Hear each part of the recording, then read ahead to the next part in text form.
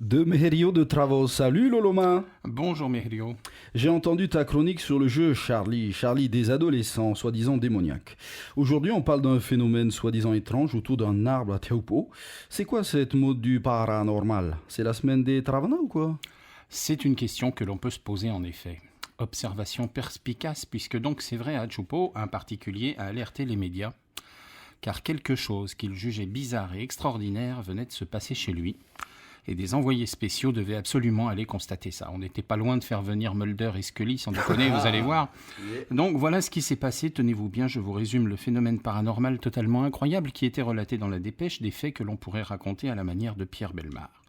Le 21 mai 2015, il est 23h, dans la petite maison qui sert de résidence secondaire à un homme que nous appellerons Hector. Et là, contre toute attente, le chien se met, tenez-vous bien, à aboyer. Le chien, que nous appellerons Papate pour respecter son anonymat, aboie pendant 3 minutes. Pas 2 minutes, pas 1 minute, mais 3 minutes. 3 minutes d'aboiement le 21 mai, vers 23h, à Tchoupo, devant la maison d'Hector et sa famille. Fait troublant, nous raconte la dépêche, la femme de ménage affirme avoir vu au fond du jardin une lueur blanche. Pas une lueur bleue ni jaune, non, une lueur blanche. C'est en effet troublant, vous vous rendez compte, une femme de ménage présente chez son patron à 23h, c'est quand même dingue.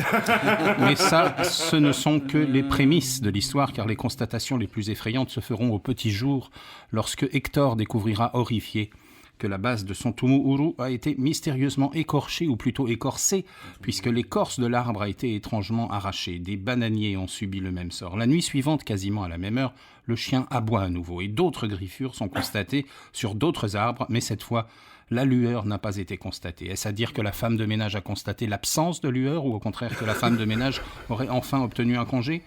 Non, mais vous vous rendez compte de l'affaire? Alors voilà, la question est lancée avec le plus grand sérieux. Qu'est-ce qui a provoqué ces griffures d'écorce d'arbres? Et pourquoi le chien a-t-il aboyé?